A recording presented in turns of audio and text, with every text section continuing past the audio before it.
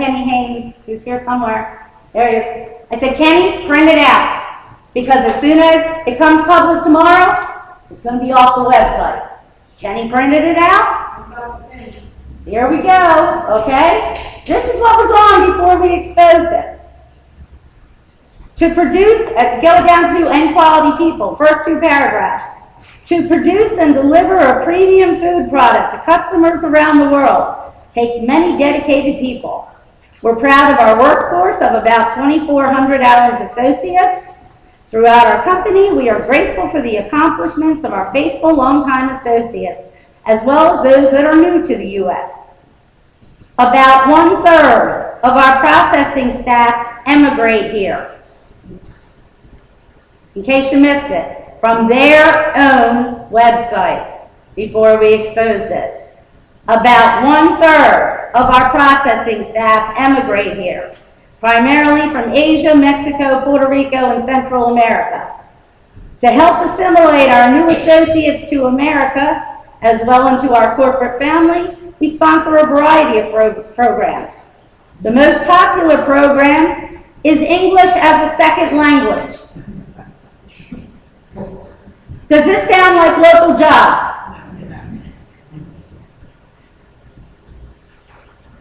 We also offer access to community family support services and promote activity, fun days for associates and their families. Now, a lot of people want to turn this into a racist argument. If anyone's ever heard my husband speak, it's with a thick accent.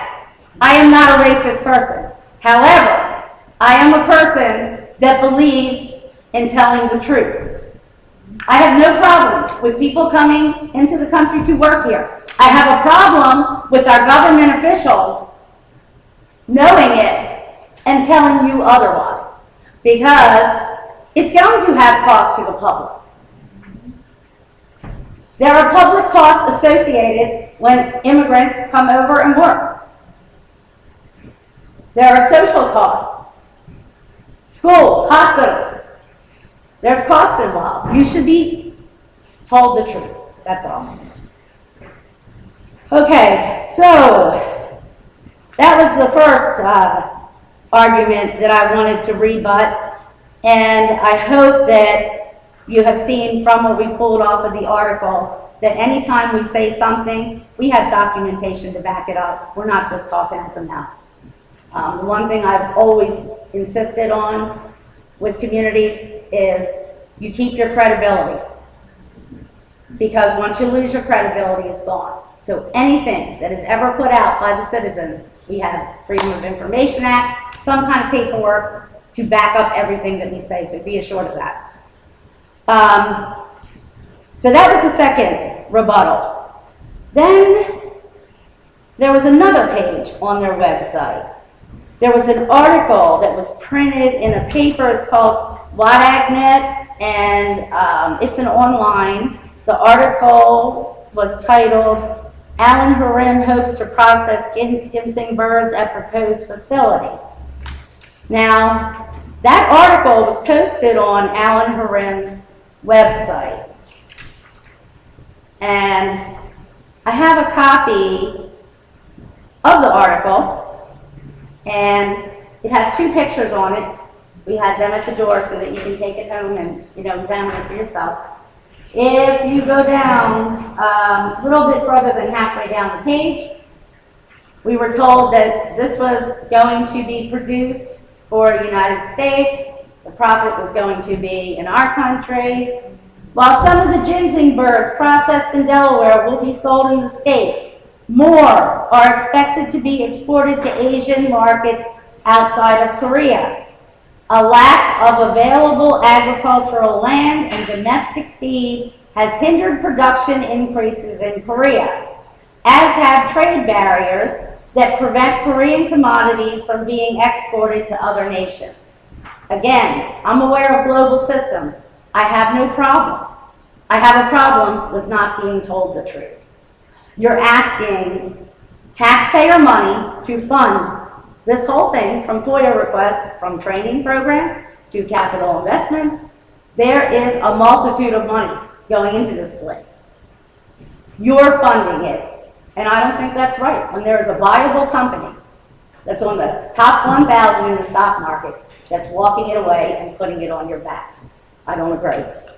The next thing that I wanted to talk about was there was a statement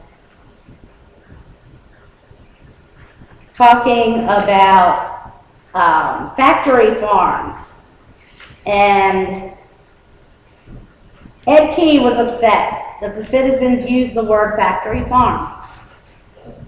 He stated, these are not factory farms, but family farms that supply the birds to processing plants. Ed Key said that every farm in Delaware is a family farm. They're not factory farms. Well, that's not true. If you look in your Merriam-Webster dictionary, look up factory farm. A large industrialized farm, a farm on which large numbers of livestock are raised indoors in conditions intended to maximize production at minimal cost. Delaware is loaded with factory farms. Most factory farms are contracted with a family farm. That's absolutely true. And I don't know how many know about the contract process, but that's a whole other issue that I could spend a day on. Not very fair to the family farmers that sign on. So while it sounds nicer to say that this is an investment for farm families, that's really not the case. Also, Harim owns more than 25 farms that are not contracted with individualized farm families. In other words, the corporation owns these farms that owns the birds. And that is an image that doesn't sell good to Delaware.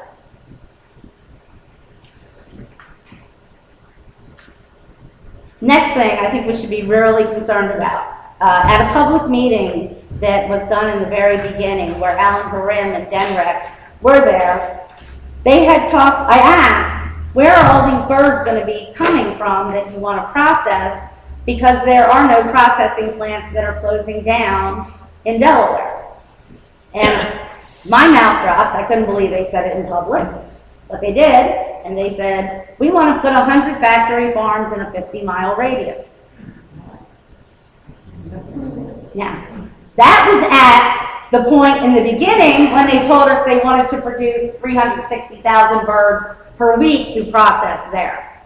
Now, when you go onto the website, well, now they've taken it down since I announced I was going to do my separating facts from fiction on their website to show you how they changed some of the pages now and left some of these paragraphs out. Now their website's under construction.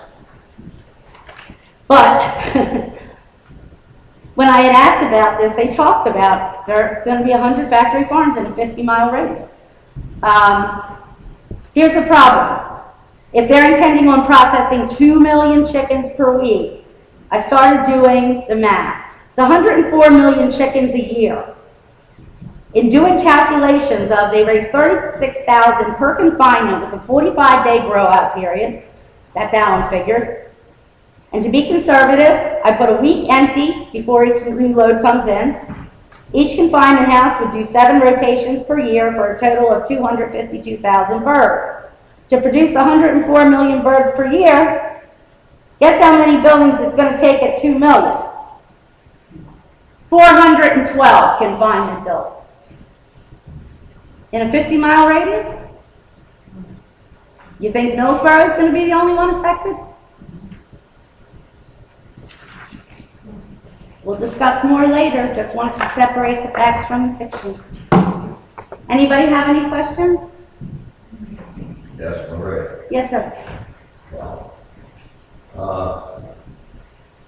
What you also did not bring out, that in the beginning, when this all started, through the FOIA request that we have received, that the Department of Agriculture actually wrote all of Alan Hammond's press releases.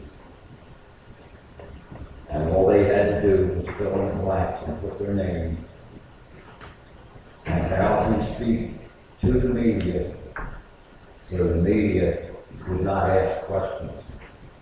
I believe those documents are on the website, correct, Cindy? That is correct. The FOIA documents. Like I said, we get and did, nothing was spoken unless we had documents providing it. Those were some of the FOIAs. They held FOIAs. I don't know if everybody's familiar. Freedom of Information Act, the way it works is they have 15 days when you put in a request for information, and this is public information.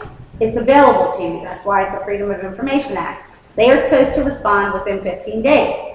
I had put in FOIAs for, different emails, anything related to this in Department of Ag, Department of DEMREC, a lot of the traffic, a lot of different agencies I had put them through. They kept holding these requests and sending me emails saying they're being held for legal review. They're being held for legal review.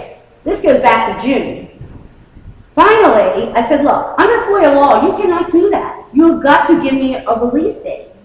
Now we're going into almost September. They're supposed to release this in 15 days. I get a phone call from Molly McGill from Denver.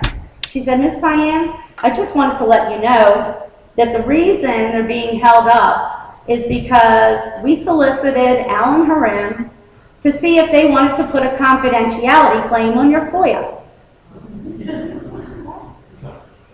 Guess who pays DENREC? You do. So while the public is trying to get information about what's really going on here, they're working with Alan Harim to try to keep the information from you. And it's still going that way. With the water test, we just sent in, asked for the emails in relation. I want to see the emails talking about how somebody doesn't have to retest results right here. Did they send them back? Took, what, a month and a half? I had to threaten an appeal on them then. Finally sent lab results back, but that's a whole other situation because the lab results are revised.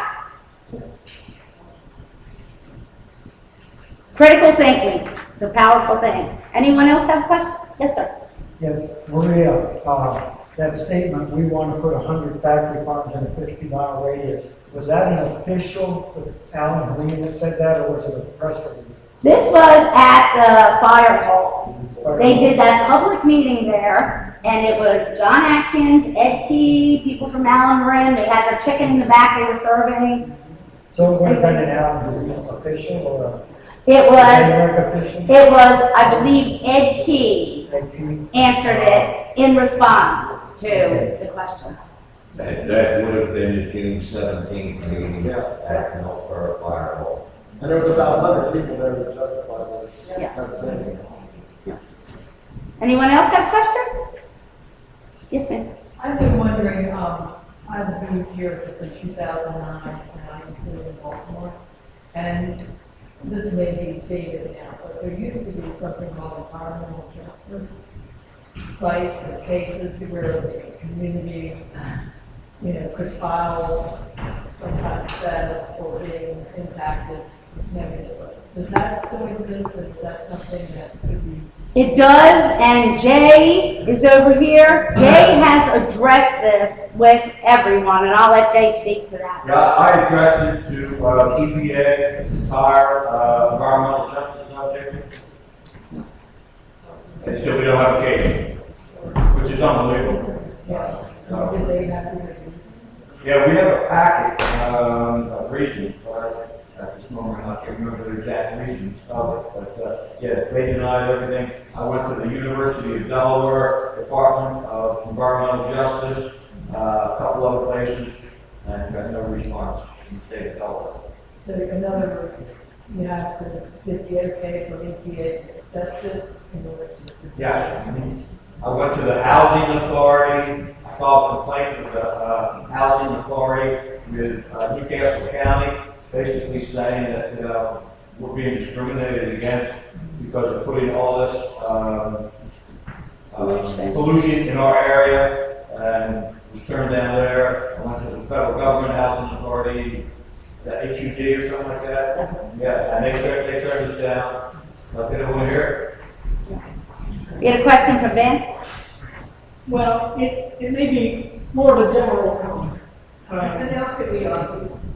I am a Phillips, Sussex County Councilman for Millersboro. My district is